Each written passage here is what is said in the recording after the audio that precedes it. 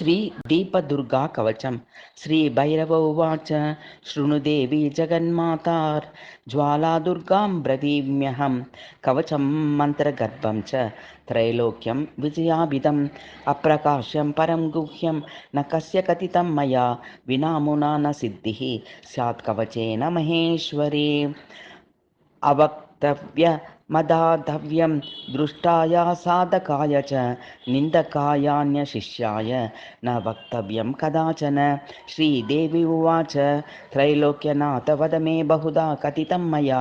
स्वयं त्वया प्रसादोऽयं कृतः स्नेहेन मे प्रभो। श्रीभैरव उवाच प्रभाते चैव मध्याह्ने सायङ्कालेर्धरात्रके कवचं मन्त्रगर्भं च पठनीयं परात्परं मधुना मत्स्य मांसादिं मोदकेन समर्पयेत् देवतां परया भक्त्या पठेत् कवचमुत्तमम्। ॐ ह्रीं मे पातु मूर्धानं ज्वालाद्वयक्षरमातृका ॐ ह्रीं श्रीं मेवतात् फालं त्रयच्छरी विश्वमातृका ॐ ऐं क्लीं सौः ममाव्यात् सा देवी माया भ्रुवो मम ॐ अं आं ईं ईं सौः प्रायान्नेत्रा मे विश्वसुन्दरी ॐ ह्रीं ह्रीं सौः पुत्रनासां ऊं कर्णो च मोहिनी रुं रुं रुं रुं सौः मे बाला पायाद्घण्टौ च चक्षुषी ऐं ऐं ॐ औं सदा व्यान्मे मुखं श्रीभागरूपिणी अम्पः ॐ ह्रीं क्लीं सौः पायाद्गलं मे भगधारिणी खं खं गं गं ॐ ह्रीं सौः स्कन्दो मे त्रिपुरेश्वरी डं चं छं झं ह्रीं सौः वचः पायाच्च बैन्दवेश्वरी जं ठं ठं ठं सौः ऐं क्लीं हूं मामाव्यात् सा भुजन्तरां ढं ढं नं तं स्तनौ पायाद्भेरुण्डा मम सर्वदा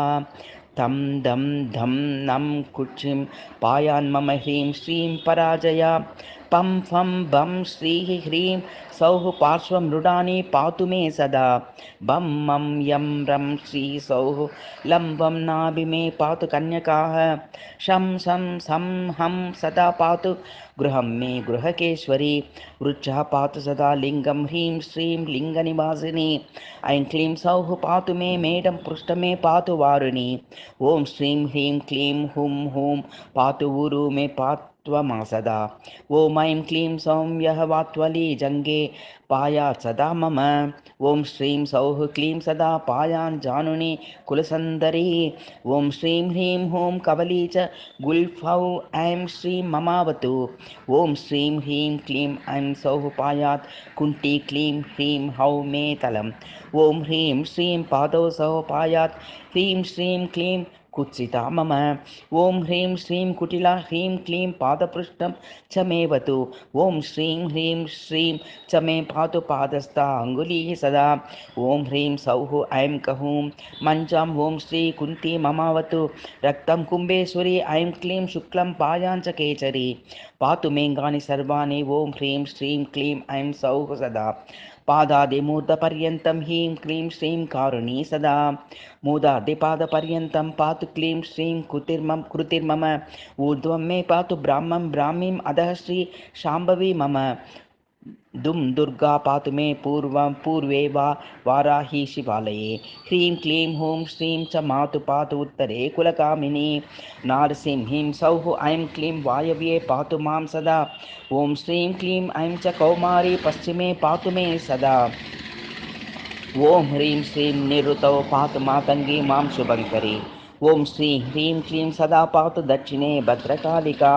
ॐ श्रीं ऐं क्लीं सदा ग्रेव्यामुग्रतारा तदावतु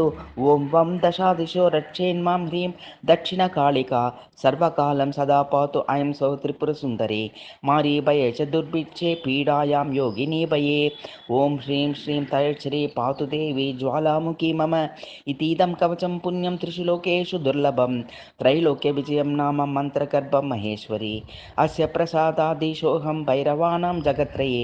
सृष्टिकर्तापहर्ता च पठनादस्य पार्वती कुङ्कुमेन लिखेद्भुजे आसवेन स्वरेतसा स्तम्भयेदखिलान् देवान् मोहयेदखिला प्रजाः मारयेदखिलान् शत्रून् वशयेदपि देवताः बाहो धृत्वा चरेन्तु ते शत्रून् जित्वा गृहं भजेत् प्रोतेरणे विवादे च कारायां रोगपीडने ग्रहपीडादपि कालेषु पठेत् सर्वं शमं व्रजेत् इतीदं कवचं देवी मन्त्रगर्भं सुरार्चितं यस्य कस्य न दातव्यं विना शिष्याय पार्वती मासेनेकैन भवेत् सिद्धिर्देवानां या च दुर्लभा पठेन्मासत्रयं मर्त्यो देवी दश नमाप्नुयात् इति श्रीरुद्रयामाल तन्त्रे श्रीभैरवदेवी संवादे श्रीदीपदुर्गा कवचं स्तोत्रम्.